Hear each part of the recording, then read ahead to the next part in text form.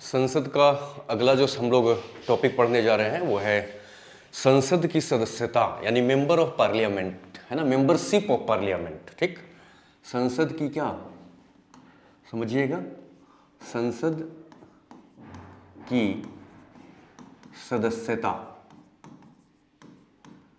ठीक है, संसद की सदस्यता यानी membership of parliament, membership of क्या पार्लियामेंट। ठीक है, तो ये मेंबरशिप ऑफ पार्लियामेंट के ऊपर हम लोग चर्चा करने जा रहे हैं कि कौन कौन सा वह क्वालिटी होना चाहिए जिसके वजह से उसको मेंबरशिप ऑफ पार्लियामेंट मिल जाए, या कौन कौन सा डिस्क्वालिफिकेशन होना चाहिए जिसके वजह से उनसे मेंबरशिप ऑफ पार्लियामेंट छीन लिया जाए। यानी कि सदस्यता को खारिज किस आधार पर किया जाएगा और सदस्यता को किस आधार पर दी जाएगी, है ना। यानी कि क्वालिफिकेशन और डिस्क्वालिफिकेशन दोनों पर हम लोग चर्चा करेंगे। ठीक है, तो क्वालिफिकेशन जो शब्द है यानी कि संसद की जो सदस्यता है उसके लिए अर्हता क्या क्या होना चाहिए। अर्हता का जो इंग्लिश शब्द है वो है क्वालिफिकेशन। ठीक है, क्वालिफिकेशन। ठीक है, तो पार्लियामेंट के सदस्यता के लिए कौन कौन सा अर्हता होना चाहिए, यानी कौन कौन सा क्वालिफिकेशन होना चाहिए, और सदस्यता को छीनने के लिए कौन कौन सा अनर्हता होना चाहिए। ठीक है, यानी अनर्हता के लिए इंग्लिश शब्द है डिस्क्वालिफिकेशन। ठीक है, तो अगर आपके पास कुछ डिस्क्वालिफिकेशन है तो सदस्यता छीन ली जाएगी, और क्वालिफिकेशन है तो सदस्यता दे दी जाएगी। तो हमारा जो आज का मूल जो भाव है वो यही है कि अर्हता और अनर्हता के ऊपर हम लोग डिटेल्स में चर्चा करें। यानी कि संसद के सदस्य बनने के लिए जो जो क्वालिफिकेशन होना चाहिए इसका चर्चा दो जगहों पर मिलता है। ठीक है, पहला जो इसका स्रोत है वो है संविधान। तो जब आप भारतीय संविधान पढ़ेंगे तो वहां पर भी मेंबरशिप ऑफ पार्लियामेंट का कुछ क्वालिफिकेशन आपको देखने को मिलेगा, और यह जो क्वालिफिकेशन संविधान में लिखा है वो आर्टिकल 84 में लिखा हुआ है। और दूसरी जो इसकी है वो है कि ये संविधान में लिखा हुआ नहीं था, लेकिन पार्लियामेंट ने बाद में एक अधिनियम बना करके कुछ क्वालिफिकेशन को इसमें जोड़ दिया। ठीक है, उसको कहा जाता है लोक प्रतिनिधित्व अधिनियम, लोक प्रतिनिधित्व, है ना, लोक प्रतिनिधित्व अधिनियम 1951। ठीक है, लोक प्रतिनिधित्व अधिनियम 1951। ये दो स्रोत हैं जहां से संसद के सदस्य बनने की क्वालिफिकेशन की चर्चा मिलती है, जिसमें सबसे पहला स्रोत संविधान है जिसकी चर्चा की गई है आर्टिकल 84 में कि कौन कौन सा क्वालिफिकेशन होना चाहिए। जिसका में देखिए संविधान में जो पहली चर्चा 84 में आई है वो ये है कि संसद के सदस्य बनने के लिए यह जरूरी है कि वह भारत का नागरिक हो। समझ रहे हैं, भारत का नागरिक हो। ठीक है, इसका मतलब क्या है, इसका मतलब है कि कोई भी विदेशी व्यक्ति हमारे देश की जो संसद है उसका सदस्य नहीं बन सकता। विदेशी व्यक्ति भी हमारे देश के संसद का सदस्य बन सकता है अगर वो अपने देश की नागरिकता छोड़ दे और हमारे देश के नागरिकता को ले ले। समझ रहे हैं, तो जो भी व्यक्ति हमारे देश की नागरिकता को धारण करेगा वह व्यक्ति भारत के संसद का सदस्य होने के लिए पहली क्वालिफिकेशन को पूरा कर लेता है। ठीक है, दूसरा इसका क्या क्वालिफिकेशन है जो संविधान में मिलता है वो ये है कि अगर वो लोकसभा का चुनाव लड़ना चाहता हो तो लोकसभा चुनाव लड़ने के लिए न्यूनतम 25 वर्ष का उसका उम्र होना चाहिए। यानी 25 वर्ष या उससे ज्यादा का अगर उसका आयु है तो लोकसभा के चुनाव के लिए वो दूसरी क्वालिफिकेशन को पूरा कर लेता है। और अगर वो व्यक्ति राज्यसभा का चुनाव लड़ना चाहता है तो उसके लिए न्यूनतम 30 वर्ष का उम्र होना चाहिए। ठीक है, यानी कि लोकसभा का चुनाव लड़ने के लिए न्यूनतम 25 वर्ष और राज्यसभा का चुनाव लड़ने के लिए न्यूनतम 30 वर्ष का आयु होना चाहिए। देखिए, आप जानते हैं कि मैंने इस बात को कई बार कही है और फिर अभी भी मैं कह रहा हूं कि उम्र एक ऐसा पड़ाव है जो जैसे जैसे आगे बढ़ती है परिपक्वता वैसे वैसे आती जाती है। समझ रहे हैं, इसीलिए माना जाता है कि देश की जो संसद है उसमें वैसे व्यक्तियों को बैठने का मौका दिया जाए जो मैच्योर हैं और मैच्योर होकर के डिसीजन ले सके। और मैच्योरिटी जो है वो सिर्फ किताबों से नहीं आता। कई बार आप देखेंगे कि पढ़े लिखे लोग भी इमैच्योर होते हैं, पढ़े लिखे लोग भी ऐसे काम कर जाते हैं जो उनसे उम्मीद नहीं होता। इसलिए जरूरी नहीं है कि पढ़ाई लिखाई ही परिपक्वता लाता है, लेकिन उम्र परिपक्वता जरूर लेकर के आता है। इसलिए उम्र को यहां पर रखा गया है कि लोकसभा का चुनाव लड़ते हैं तो इतना, और राज्यसभा का चुनाव लड़ते हैं तो कम से कम आपकी आयु इतनी होनी चाहिए। ये आपकी दूसरी क्वालिफिकेशन हो गई जो आर्टिकल 84 में है। आर्टिकल 84 में ही संविधान में तीसरा पॉइंट भी मिलता है। वो क्या मिलता है, इसको जरा समझिएगा।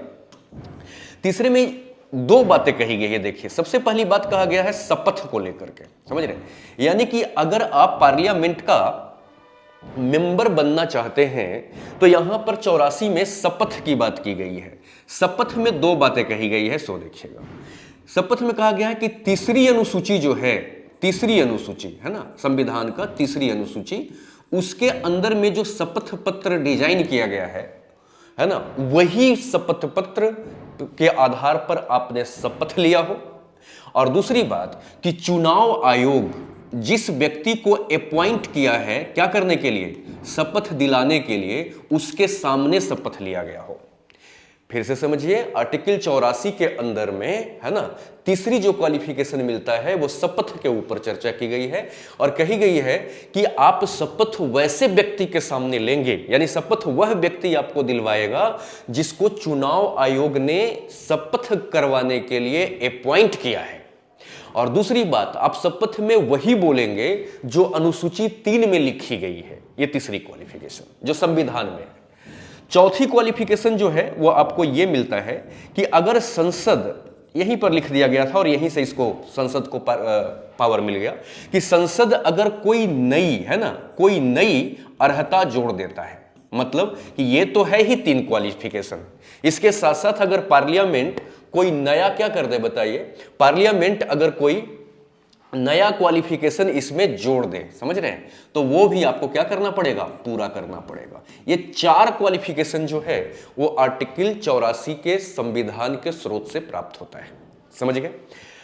अभी देखो कि ये पॉइंट 4 है कि संसद कोई नई अर्हता जोड़ दे, है ना, तो उसको भी पूरा करना पड़ेगा। इसी पावर का इस्तेमाल करते हुए संसद ने एक नया अधिनियम बनाया, पास किया, और उसका नाम है लोक प्रतिनिधित्व अधिनियम 1951, समझ रहे हैं। और इस अधिनियम में 2 बात को इसने और जोड़ दिया, और क्या जोड़ा सो देखिएगा। पॉइंट नंबर 1 जो ये इसका पॉइंट है, अर्हता क्वालिफिकेशन, इसमें पॉइंट नंबर 1 में यह कहा गया है कि संसद का चुनाव लड़ने के लिए, समझ रहे हैं, जैसे मान लिया जाए कि आप लोकसभा का चुनाव लड़ना चाहते हैं, ठीक है, उदाहरण से समझिए, आप लोकसभा का चुनाव लड़ना चाहते हैं, आप एमपी बनना चाहते हैं, और एमपी बनने के लिए इसके अंदर में एक क्वालिफिकेशन निर्धारित यह किया गया है कि भारत के किसी भी क्षेत्र में, है ना, आपका नाम मतदाता सूची में दर्ज होना चाहिए, समझ रहे हैं। जैसे अगर आपका नाम वोटर लिस्ट में नहीं है तो आप लोकसभा का चुनाव लड़ ही नहीं सकते। इसकी चर्चा जो है वो संविधान में नहीं था, लेकिन संसद ने बाद में नियम बना करके और इस चीज को जोड़ दिया। इसका मतलब है कि जिस व्यक्ति का नाम भारत के वोटर लिस्ट में नहीं है वो व्यक्ति लोकसभा का चुनाव लड़ ही नहीं सकता। लेकिन यहां जरा ध्यान दीजिएगा कि जरूरी नहीं है कि अगर आप बनारस से चुनाव लड़ना चाहते हैं तो आपका नाम बनारस वाले वोटर लिस्ट में होना चाहिए, यानी उस लोकसभा के क्षेत्र में आपका नाम होना चाहिए, ऐसा जरूरी नहीं है। भारत के किसी भी कोने में, है ना, जो लोकसभा क्षेत्र बनाई गई है, वहां पर मतदाता सूची में अगर नाम आपका दर्ज है, कहीं भी भारत का, किसी भी क्षेत्र में भारत का अगर मतदाता सूची में आपका नाम दर्ज है तो आप लोकसभा का चुनाव कहीं से भी लड़ सकते हैं। जैसे उदाहरण लीजिए, वर्तमान प्रधानमंत्री जो भारत के हैं नरेंद्र मोदी जी, उनका जो वोटर लिस्ट में नाम है वो तो गुजरात में है, लेकिन उत्तर प्रदेश बनारस से भी वो चुनाव क्या करते हैं, लड़ते हैं। इसका मतलब अगर आप किसी भी राज्य के हैं तो लोकसभा का चुनाव आप कहीं से भी लड़ सकते हैं, बशर्ते शर्त है कि बस आपका मतदाता सूची में नाम होना चाहिए भारत के किसी भी हिस्से में, तो आप कहीं से भी चुनाव लड़ सकते हैं, ऐसा इसमें जोड़ा गया। लेकिन अगर राज्यसभा की बात की जाए तो राज्यसभा के एक पॉइंट को जरा सा याद रखिएगा कि 2003 के पहले, समझ रहे हैं, 2003 के पहले यह नियम था कि अगर आप उत्तर प्रदेश के को रिप्रेजेंट करने के लिए अगर आप राज्यसभा का चुनाव लड़ते हैं तो उत्तर प्रदेश कहीं वोटर लिस्ट में आपका नाम होना चाहिए, यानी जिस राज्य से आप राज्यसभा का कैंडिडेट बनने जा रहे हैं उसी राज्य के वोटर लिस्ट में आपका नाम होना चाहिए। लेकिन वर्ष 2003 में इस बाध्यता को समाप्त कर दिया गया और तब से यह नियम हो गया कि अब राज्यसभा का भी चुनाव लड़ने के लिए अगर आप उत्तर प्रदेश के हैं और अगर आप चुनाव लड़ना चाहते हैं हरियाणा के राज्यसभा सीट से, तो आप हरियाणा के लिए भी चुनाव राज्यसभा का लड़ सकते हैं। यानी कि 2003 के पहले आप ऐसा नहीं कर सकते थे। अगर आपका नाम वोटर लिस्ट में उत्तर प्रदेश में है तो राज्यसभा की सीट कहां से लड़ेंगे आप? उत्तर प्रदेश से ही लड़ेंगे। समझ रहे हैं? लोकसभा में ऐसा कोई नियम नहीं था, लेकिन राज्यसभा में नियम था। लेकिन 2003 में इस नियम को समाप्त कर दिया गया और ऐसा सिस्टम बन गया कि आप कहीं से भी हो, है ना, भारत के किसी भी राज्य में आपका वोटर लिस्ट में नाम हो, दूसरे राज्य से को भी रिप्रेजेंट करने के लिए आप राज्यसभा का चुनाव लड़ सकते हैं। समझ रहे हैं? दूसरी पॉइंट आप ये जरा समझिएगा, देखिएगा कि कोई भी व्यक्ति, है ना, अगर रिजर्व्ड सीट से चुनाव लड़ना चाहता हो, रिजर्व सीट समझते हैं? आपको मालूम है कि जो एससी एसटी क्षेत्र के लिए जो रिजर्व कर दिया जाता है कि इस क्षेत्र से एससी एसटी ही चुनाव लड़ेंगे। जैसे कि मैं गया से आता हूं बिहार में, तो आप ये देखेंगे कि गया के अंदर में जो लोकसभा की जो सीट है वो रिजर्व्ड है। मतलब कि वहां पर से जो एमपी का चुनाव लड़ते हैं वो वही लड़ते हैं जो अनुसूचित जनजाति या अनुसूचित जाति से आते हैं। यानी एससी एसटी वर्ग से जो व्यक्ति आएगा वही गया से एमपी का चुनाव लड़ सकता है। तो कुछ सीटों को रिजर्व कर दिया जाता है। समझ रहे हैं? अगर कोई व्यक्ति रिजर्व्ड सीट से चुनाव लड़ना चाहता हो तो उसके लिए यह जरूरी है कि वह व्यक्ति उसी कम्युनिटी से हो। यानी कि जनरल वाला जो व्यक्ति है वो रिजर्व सीट से चुनाव नहीं लड़ सकता। लेकिन अगर कोई भी व्यक्ति अनरिजर्व्ड सीट से चुनाव लड़ना चाहता हो, मतलब जिसमें रिजर्वेशन नहीं है, तो वहां पर कोई भी व्यक्ति चुनाव लड़ सकता है, उसके लिए कोई बाध्यता नहीं है। ये दो क्वालिफिकेशन जो है वो आपका लोक प्रतिनिधित्व अधिनियम 1951 के माध्यम से इसको जोड़ दिया गया और यही जो है वो दो अर्हताएं हैं लोकसभा या राज्यसभा का क्या बनने का? चुनाव लड़ने का। समझ रहे हैं? अब जरा सा देखा जाए कौन कौन सा चीज नहीं होना चाहिए सदस्य होने के लिए, और अगर वो चीज आपके पास है तो आपको क्या कर दिया जाएगा? डिस्क्वालीफाई कर दिया जाएगा। तो अब जरा सा अर्हता तो समझ गए कि क्या क्या होना चाहिए। अब जरा सा देखिएगा कि लोकसभा का चुनाव लड़ने के लिए या राज्यसभा का सदस्यता पाने के लिए या लोकसभा का सदस्यता पाने के लिए आपके पास क्या क्या नहीं होना चाहिए। यानी अनर्हता, अनर्हता कहने का मतलब डिस्क्वालिफिकेशन, है ना। अगर डिस्क्वालिफिकेशन, इसका मतलब ये चीज अगर आपके पास है तो आपको डिस्क्वालीफाई कर दिया जाएगा, आप मेंबर ऑफ पार्लियामेंट नहीं रह पाएंगे। इसकी जो स्रोत है आप जब पढ़ेंगे तो 3 जगहों से आपको इसकी डिस्क्वालिफिकेशन की कुछ कुछ पॉइंट्स मिलेंगे। सबसे पहला जो इसका पॉइंट मिलेगा वो आपको मिलेगा संविधान से। तो संविधान भी एक स्रोत है जहां से अनर्हता की कुछ बातें आपको मिलेगी। समझ रहे हैं? और इसकी जो चर्चा आपको मिलेगी वो आर्टिकल 102 में मिलेगी। जब आप आर्टिकल 102 को पढ़ेंगे तो वहां पर यह बताया गया है कि किसी भी सदस्य में क्या क्या नहीं होना चाहिए। अगर वो चीज है तो उनको डिस्क्वालीफाई कर दिया जाएगा, उनसे संसद की सदस्यता छीन ली जाएगी। तो एक स्रोत तो संविधान हो गया। दूसरा स्रोत वही लोक प्रतिनिधित्व अधिनियम, लोक प्रतिनिधित्व अधिनियम 1951, है ना। लोक प्रतिनिधित्व अधिनियम 1951। 1951 में क्वालिफिकेशन भी बताया गया है और डिस्क्वालिफिकेशन भी बताया गया है। और तीसरा जो आपको स्रोत मिलेगा वो मिलेगा दल बदल, है ना, दल बदल कानून या दल बदल अधिनियम, है ना। ये 3 स्रोत आपको मिलेंगे जहां पर संसद के सदस्यता का अनर्हता बताई गई है, डिस्क्वालिफिकेशन बताई गई है, अर्थात समझ गए। अब जरा सा देखिएगा कि जो संविधान के 102 में जो चर्चा की गई है उसमें पहली पॉइंट ये किया गया है 102 के अंदर में जो संवैधानिक है, जो लिखा गया है। समझ रहे? तो सबसे पहला चीज कि सदस्य को लाभ के पद पर नहीं होना चाहिए। समझ रहे? अगर व्यक्ति लाभ के पद पर है तो उसको डिस्क्वालीफाई कर दिया जाएगा। लाभ का पद का अर्थ क्या है? कि जिसमें आपको मंथली फिक्स्ड सैलरी मिलता हो, अलाउंसेस मिलता हो, है ना। जैसे मान लो कोई आईएएस ऑफिसर है तो उनको सैलरी मिलता है, वो लाभ का पद है। अगर कोई व्यक्ति लाभ का पद पर है, जैसे कोई डीएम अगर चाह जाए कि वो चुनाव लड़े तो उसके लिए पहले उनको नौकरी छोड़नी पड़ेगी। यानी लाभ के पद पर रहते हुए वो संसद के सदस्य नहीं बन सकते। समझ रहे हैं? लेकिन आर्टिकल 102 में ही इसकी व्याख्यान दे दी गई है कि चाहे केंद्र स्तर पर या राज्य स्तर पर जितने भी मंत्री हैं उनको लाभ का पद नहीं माना जाएगा।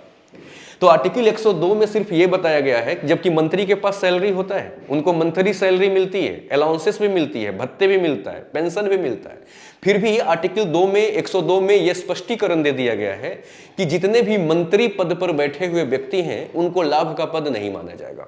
तो बस ध्यान से रखिएगा कि यहां पर कोई बहस नहीं कि मंत्री को भी तो सैलरी मिलता है तो वो भी तो लाभ का पद है, तो वो कैसे चुनाव लड़ जाता है।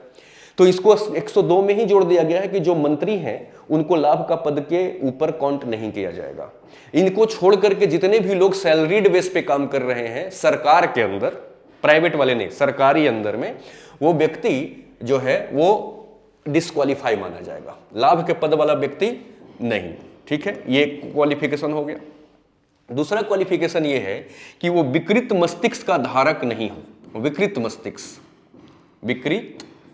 मस्तिष्क है ना, इसका मतलब क्या है कि पागल किस्म का व्यक्ति है ना, जिसका दिमाग खराब हो गया हो। विकृत मस्तिष्क मतलब अनसाउंड माइंड है ना।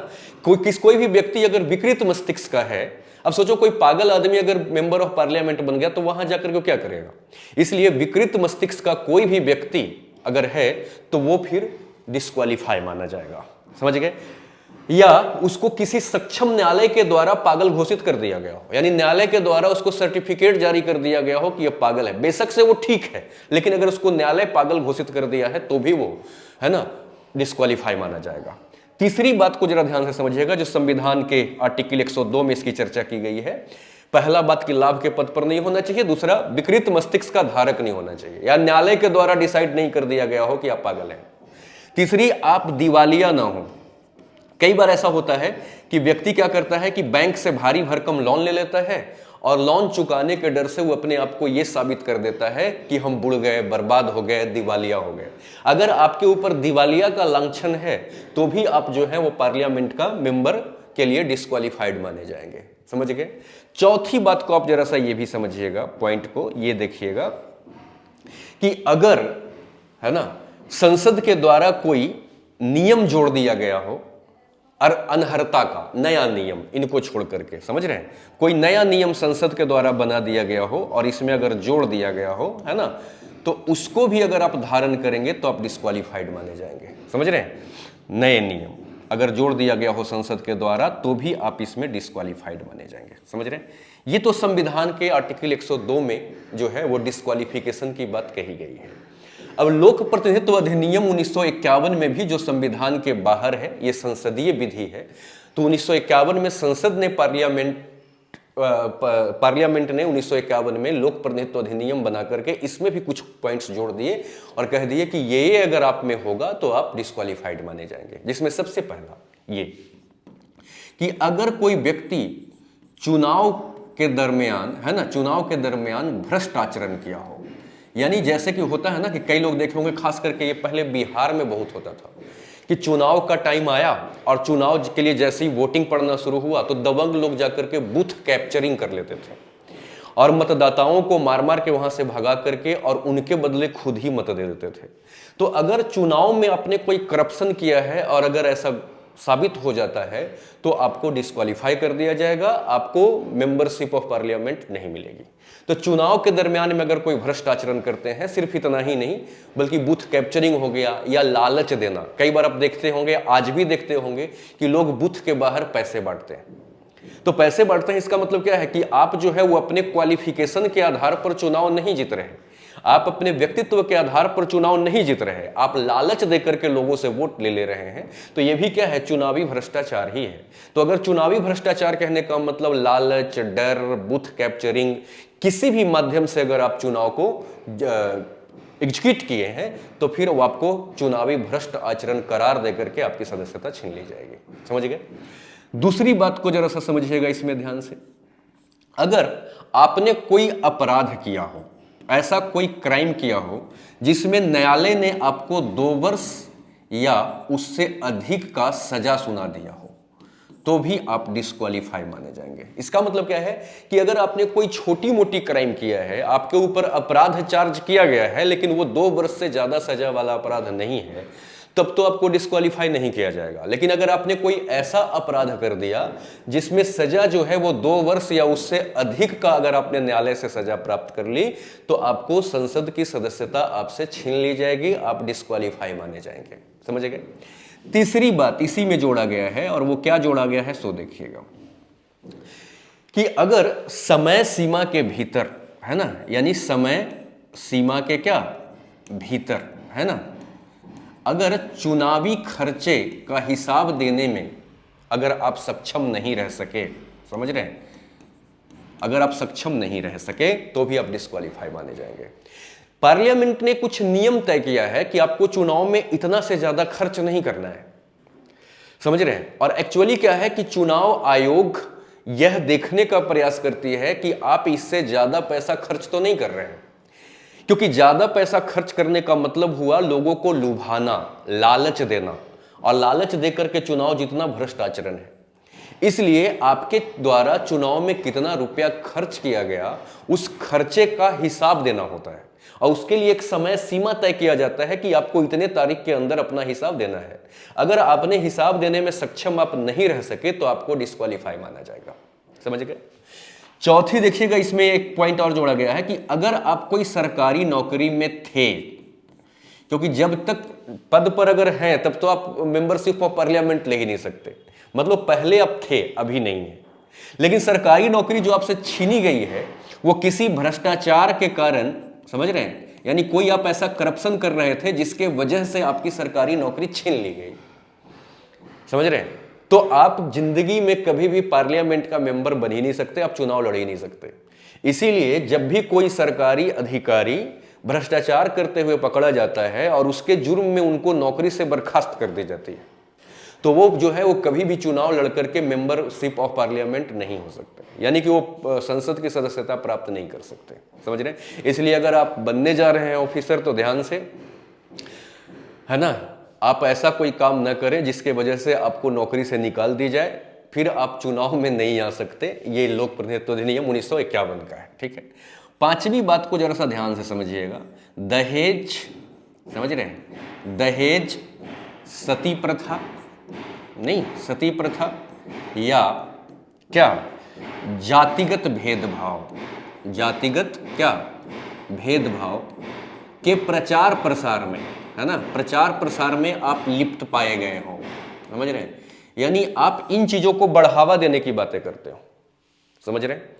जैसे कई बार आप देखेंगे कि लोग आपस में जब बैठते हैं तो जाति के आधार पर काफी जो है उनका डिबेट चलता है, नहीं, यानी कि जाति के आधार पर भेदभाव की बातें करते हैं वो, कि अच्छा वो इस कास्ट से पैदा हुआ है, ये लोग ऐसे होते ही हैं। समझ रहे हैं? अच्छा ये कास्ट से है, ये बड़े अच्छे होते हैं।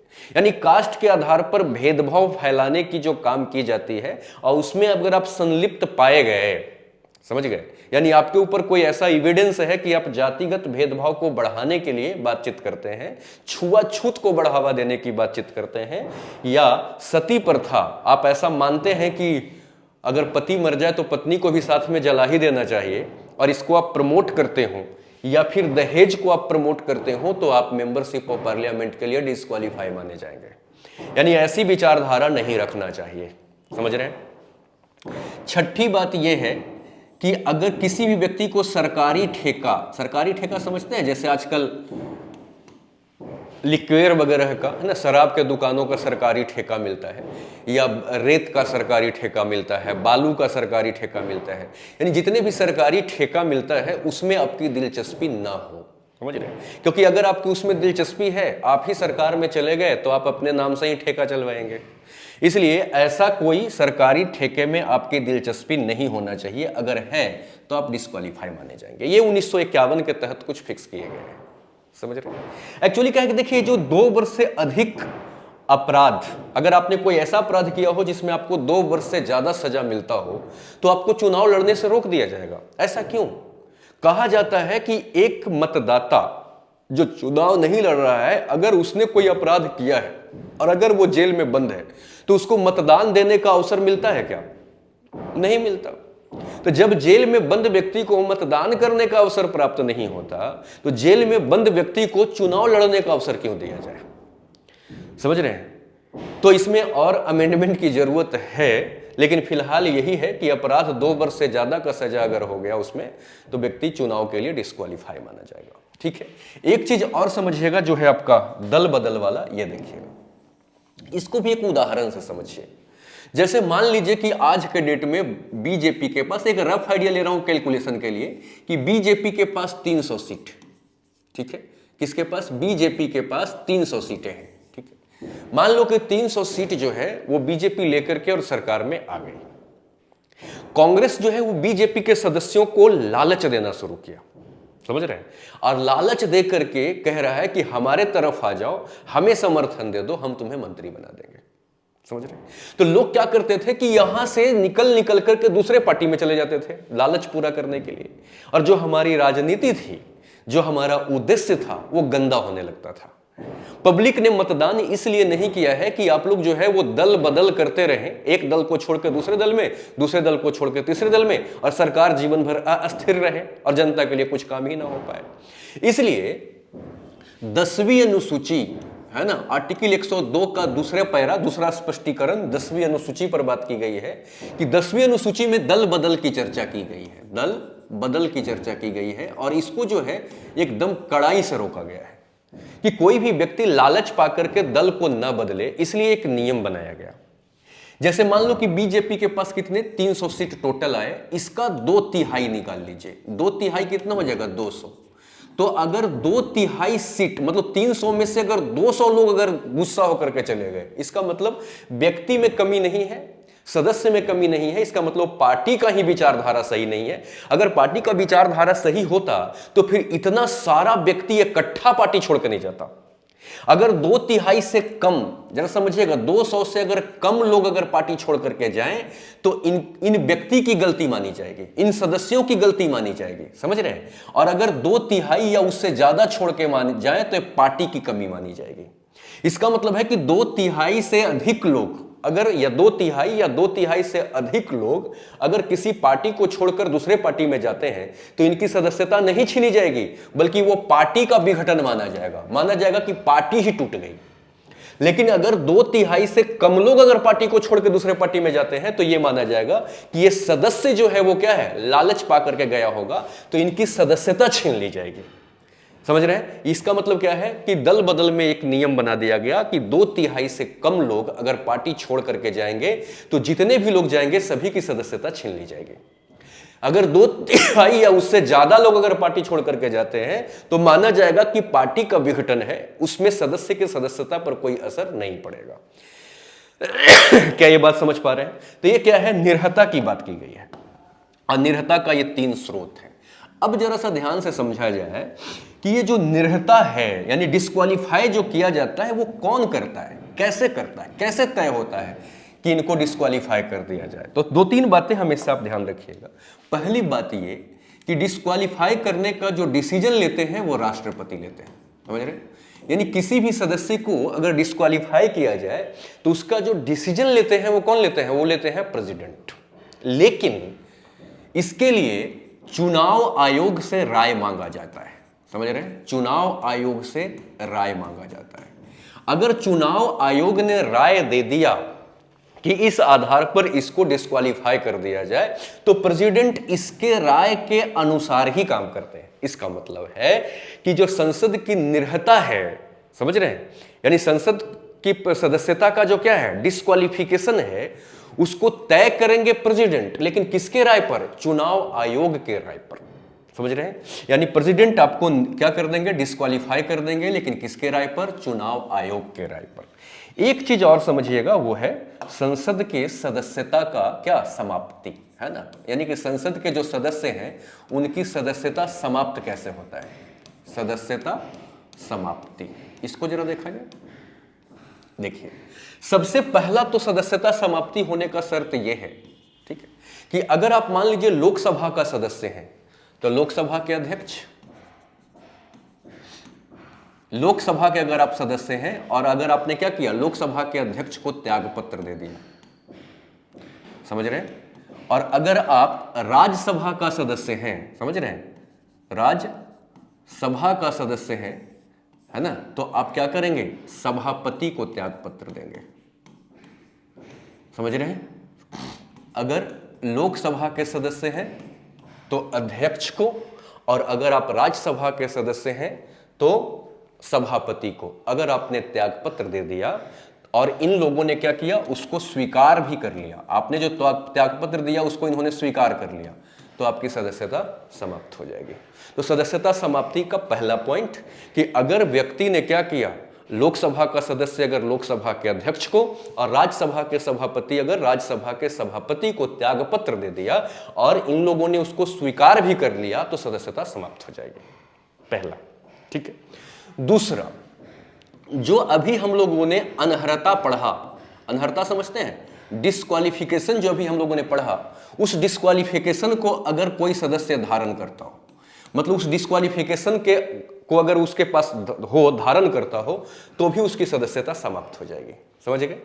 तीसरी पॉइंट को जरा समझा जाए कि अगर कोई भी सदस्य है ना, सदस्य लगातार 60 दिन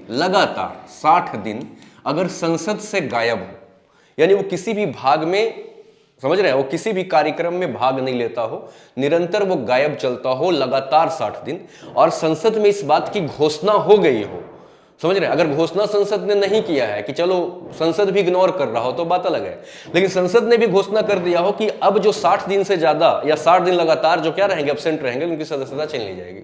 तो कोई भी सदस्य अगर 60 दिन लगातार अगर क्या हो, एब्सेंट चल रहे हो नहीं, तो उनकी सदस्यता क्या हो जाती है, समाप्त हो जाती है। समझ रहे हैं? लेकिन यह जो 60 दिन की जो काउंटिंग होगी वो 17 वसान समझते हैं, यानी कि संसद अभी छुट्टी में चल रही हो, 17 वसान, अगर संसद छुट्टी में है तो वो वाला समय इसमें काउंट नहीं होगा, या संसद जो है वो स्थगित चल रही हो और स्थगन 4 दिन से ज्यादा हो, अगर 2 दिन 3 दिन के लिए अगर स्थगन किया गया हो तो वो वाली टाइम इसमें काउंट हो जाएगा, लेकिन 4 दिन से ज्यादा स्थगन हो गया हो, यानी संसद की कार्रवाई रुक गई हो, तो ये वाला टाइम 60 दिन में काउंट नहीं होगा। 17 वसान यानी छुट्टी वाला टाइम काउंट नहीं होगा। मतलब इसका क्या है, जब संसद चल रही हो और उस दौरान ये 60 दिन तक लगातार गायब हो तो इनकी सदस्यता समाप्त हो जाती है, और संसद ने साथ साथ में इस बात की घोषणा भी कर दी हो। समझ रहे? चौथी पॉइंट को जरा समझिएगा, और सदस्यता खारिज होने का क्या क्या तरीका है, इसमें 2-3 पॉइंट ABC करके समझ लीजिए। ठीक है, अगर चुनाव को 4 में का A में, अगर चुनाव को न्यायालय ने ही अवैध घोषित कर दिया, जैसे मान लो कोई चुनाव हुआ जिसको न्यायालय ने अवैध घोषित कर दिया कि नहीं ये सही चुनाव नहीं है, तब तो सदस्यता खत्म हो जाएगी। B पॉइंट को जरा समझा जाए कि अगर कोई व्यक्ति चुनाव लड़ा, चुनाव जीत गया, पार्लियामेंट का मेंबर भी हो गया, लेकिन बाद में वो क्या हो गया, राष्ट्रपति का चुनाव भी लड़ गया और राष्ट्रपति बन गया, है ना, या उपराष्ट्रपति का चुनाव जीत गया। समझ रहे हैं? राष्ट्रपति या उपराष्ट्रपति का चुनाव जीत गया वो व्यक्ति, जबकि अभी पार्लियामेंट का मेंबर था, या उनको राज्यपाल के पद पर नियुक्त कर दिया गया, या उनको राज्यपाल के पद पर नियुक्त कर दिया गया, तो संसद की सदस्यता इनकी समाप्त हो जाती है। क्योंकि आप जानते हैं राष्ट्रपति, उपराष्ट्रपति, राज्यपाल ये किसी भी सदन के सदस्य नहीं होते। अगर इस पद पर वो आ गए तो सदस्य कैसे, इनको तो न्यूट्रल काम करना है, किसी पार्टी के लिए काम नहीं करना है, तो न्यूट्रल तभी रहेंगे जब ये संसद का अंग के रूप में काम करें, सदस्यता के रूप में काम नहीं करें। तो अगर ये 3 पद पर ये आ गए तो इनकी सदस्यता ऑटोमेटिक क्या हो जाता है, खत्म हो जाता है। समझ रहे हैं? या फिर पॉइंट C में समझिए, कोई ऐसा उन्होंने भ्रष्टाचार किया हो सदस्य, है ना, कोई ऐसा भ्रष्टाचार किया हो या भ्रष्ट आचरण धारण किया हो जिसके वजह से इनको संसद से निष्कासित कर दिया गया हो। तो अगर इनको संसद से निष्कासित कर दिया गया है तो भी ये क्या हो जाते हैं बताइए, तो भी ये इनकी सदस्यता समाप्त हो जाती है। तो ये सदन की सदस्यता समाप्त होने की कुछ क्या है, शर्तें हैं। आप समझ पा रहे हैं? लगता है नहीं समझ रहे हो यार। अब जरा सा एक चीज और समझिएगा ध्यान से, वो क्या है, वो है संसद के सदस्य के वेतन एवं भत्ते, है ना। इनको वेतन और भत्ते कैसे मिलता है इसको जरा देखिएगा। वेतन यानी सैलरी एवं भत्ते, भत्ते मतलब अलाउंसेस, है ना, भत्ते, ठीक। वेतन एवं भत्ते को समझे। वेतन और भत्ता जो एमपी का होता है इसकी चर्चा आर्टिकल 106 में आई है, ठीक है। आर्टिकल 106 के अंदर में एमपी के वेतन और भत्ते के ऊपर बात की गई है। आर्टिकल 106 में इस बात का व्याख्या किया गया है कि इनकी जो वेतन और भत्ते होगी, है ना, वो समय समय पर क्या संसदीय विधि द्वारा बढ़ाई जाएगी। इसका मतलब क्या है, यानी संसदीय सदस्य यानी संसद के जो सदस्य हैं उनकी सैलरी कौन बढ़ाएगी? खुद ही संसद बढ़ाएगी। यानी संसद जो है वो एक विधि बना करके सैलरी को जब चाहेगी तब बढ़ा देगी। आर्टिकल 106 में चर्चा की गई है।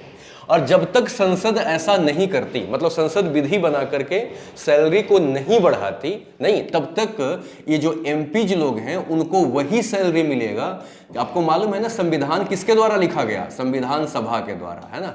तो संविधान सभा के जो सदस्य थे, जो संविधान लिखने का काम कर रहे थे, उनको जो सैलरी मिलता था वही सैलरी इनको मिलेगा। कब तक? जब तक संसद विधि बना करके सैलरी को नहीं बढ़ा देती, तब तक वही वाला सैलरी एमपी को मिलेगा जो संविधान सभा के सदस्य को मिलता था। लेकिन ये लोग चुकने वाले कहां हैं? आपको पता है कि इनको सैलरी बढ़ाना हो और इन्हीं के हाथ में हो तो ये सैलरी ना बढ़ाए।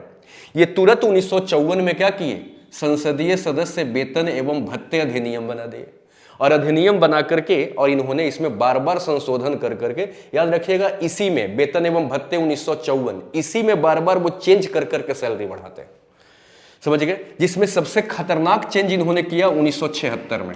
ठीक है, 1976 में इन्होंने क्या किया? इसमें चेंज किया और क्या कहा कि प्रत्येक 5 वर्ष पर, समझिएगा, जितने भी लोग हैं, आप जरा ध्यान से देखिएगा, इसको एक उदाहरण से समझिए। जैसे मान लिया जाए कि आपने आर्मी सर्विस ज्वाइन कर ली और आपकी सैलरी मान लो मिलता है 10 रुपए। ऐसा समझिए कि एक आर्मी एक सर्विस आपने ज्वाइन की है, आपको सैलरी मिलता है 10 रुपए, और आपने मान लो 30 साल तक सर्विस किया और आप रिटायर हुए, तो आपको पेंशन कितना मिलेगा? 5 रुपया, 30 साल किया तो। लेकिन इनको सैलरी अगर मान लो कि 10 रुपए मिलता है, किनको? इनको 10 रुपए मिलता है, तो ये 5 साल बाद तो फिर चुनाव होगा, तो 5 साल में तो रिटायर हो जाएंगे, तो 5 साल बाद इनको 5 रुपया पेंशन मिलेगा।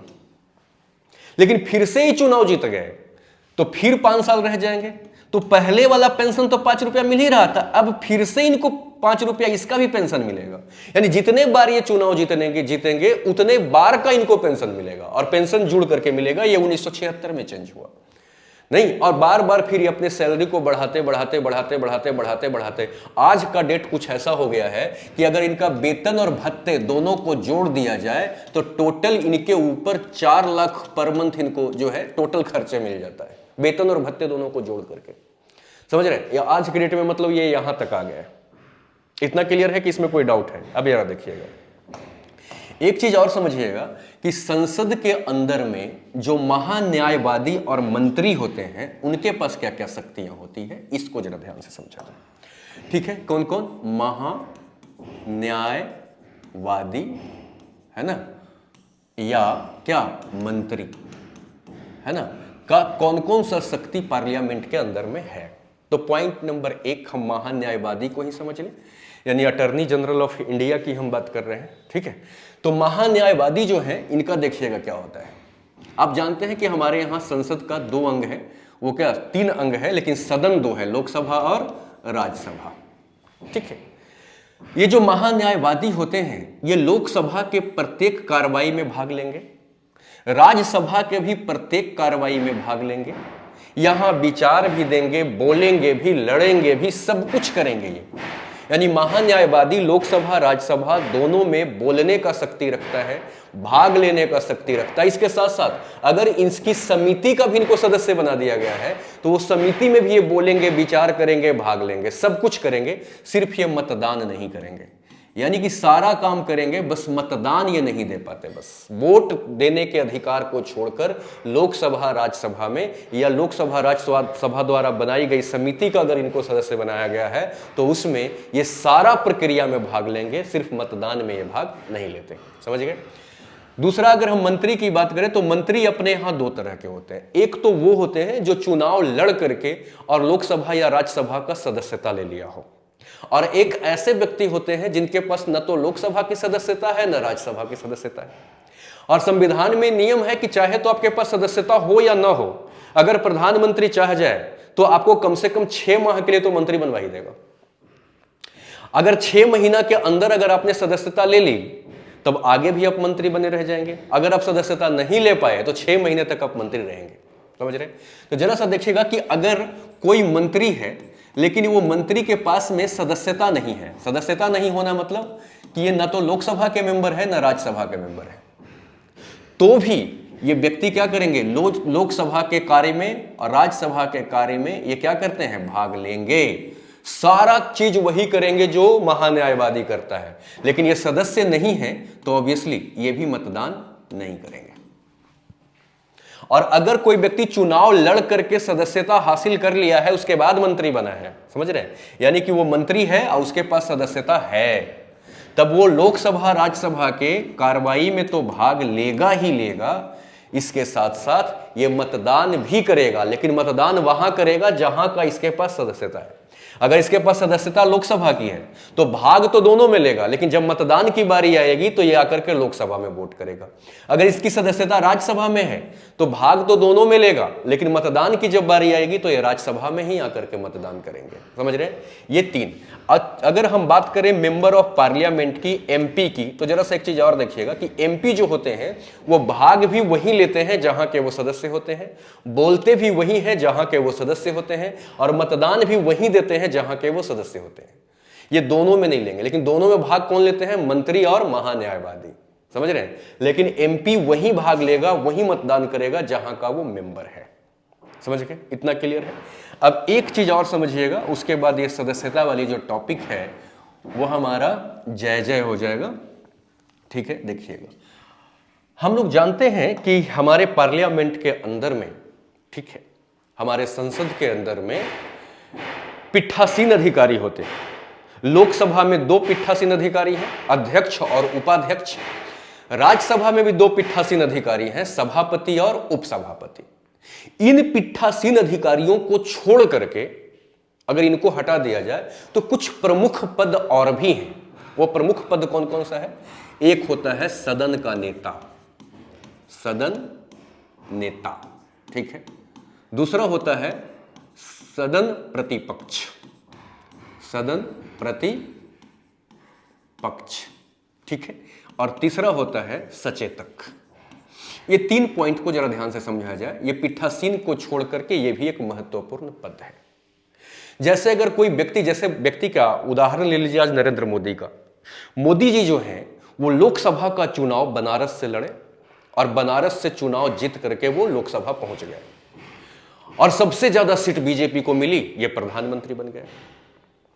तो नरेंद्र मोदी जो है वो सदन नेता हैं लोकसभा का। अगर कोई व्यक्ति प्रधानमंत्री बनता है और अगर उनकी सदस्यता लोकसभा में है तो वो लोकसभा का सदन नेता है। राज्यसभा में मोदी जी की सदस्यता नहीं है तो मोदी जी भी क्या करते हैं, राज्यसभा में भी एक सदन नेता को अपॉइंट करेंगे जो सदन का नेता कहलाएगा।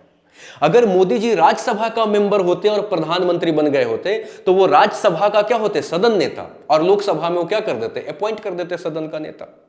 तो सदन का नेता जनरली कौन होते हैं, प्रधानमंत्री, जो अगर लोकसभा का मेंबर है तो लोकसभा में सदन नेता, राज्यसभा में है तो राज्यसभा में सदन नेता, और जहां के वो नहीं है वहां वो अपॉइंट कर लेंगे।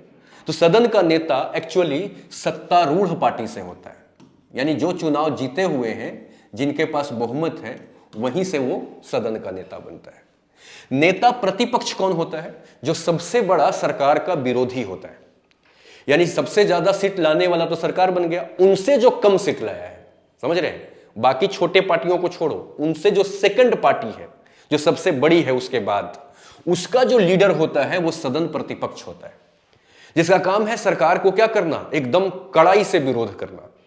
और इनको जो है वो कैबिनेट मिनिस्टर के पास जितना पावर होता है उतना ही इनके पास भी होता है, विपक्षी को भी वो पावर दिया गया है। जैसे उत्तर प्रदेश में अगर देखा जाए तो योगी जी क्या है, सदन नेता, लेकिन अखिलेश यादव जो है वो सेकंड पार्टी है, सेकंड रनअप है ना। तो अखिलेश यादव जो है वो नेता प्रतिपक्ष है, समझ रहे हैं, उनको नेता प्रतिपक्ष कहा जाएगा, या सदन प्रतिपक्ष या नेता प्रतिपक्ष कहा जाएगा। इसीलिए आप देखते होंगे कि अखिलेश यादव जी जब सरकार सवाल पूछते हैं तो क्या बोलते हैं, हम सदन के नेता से पूछना चाहते हैं, मतलब वो योगी जी से पूछ रहे हैं, और योगी जी बोलते हैं कि हम नेता प्रतिपक्ष को बताना चाहते हैं, मतलब वो अखिलेश को बात कर रहे हैं। तो ये नेता प्रतिपक्ष भी कैबिनेट मिनिस्टर के बराबर पावर रखता है। और तीसरा जो है वो सचेतक, सचेतक जरा समझिएगा, जिसको इंग्लिश में विप कहा जाता है। ये व्हिप है एक्चुअली, ठीक है। इसका काम क्या होता है सो देखिएगा, ये जरूरी नहीं है सत्ता दल, जितने भी पार्टियां हैं वो सभी पार्टी अपने एक सदस्य को वो सचेतक के रूप में अपॉइंट कर लेता है। हर पार्टी के पास एक सचेतक होता है। इसका काम क्या होता है, जैसे मान लो कि कोई नियम बन रहा हो या राष्ट्रपति या उपराष्ट्रपति का चुनाव हो रहा हो, यानी पार्लियामेंट में अगर कोई ऐसा विशेष मुद्दा है जिस पर मतदान करना हो या विरोध करने के लिए उस दिन सबको पहुंचना है, तो ये लोग क्या करते हैं, सचेतक का काम होता है कि उस दिन सभी सदस्यों को इकट्ठा करें ताकि पार्टी पूरे ताकत के साथ विरोध कर सके। तो हर पार्टी डिसिप्लिन बनाए रखने के लिए एक अपने सदस्य को सचेतक के रूप में नियुक्त करता है, जिसका काम होता है अपने सदस्यों को इकट्ठा करना और इकट्ठा करके चाहे तो पक्ष में आना या विपक्ष में आना। जैसे अगर मान लो कि मोदी जी कोई बिल पेश करें, तो मोदी जी बीजेपी से संबंधित है, तो बीजेपी में जो सचेतक होगा वो चाहेगा कि ये नियम क्या हो, पास हो जाए। तो बीजेपी के जितने भी जीते हुए मेंबर हैं वो सभी को उस दिन बुला करके लाएगा, डिसिप्लिन में रखेगा कि भैया तुमको पक्ष में वोट डालना है। और कांग्रेस का जो सचेतक होगा वो उस दिन सबको बुलाने का प्रयास करेगा ताकि विरोध पूरे कड़ाई से हो और वो विपक्ष में वोट डालने के लिए प्रेरित करेगा। समझे? तो सचेतक का काम होता है पक्ष या विपक्ष को मजबूती से रखना, और ये हर पार्टी अपने अपने एक सदस्य को क्या करते हैं, अपॉइंट करते हैं। आप समझ रहे हैं कि नहीं समझ रहे हैं संसद की सदस्यता को?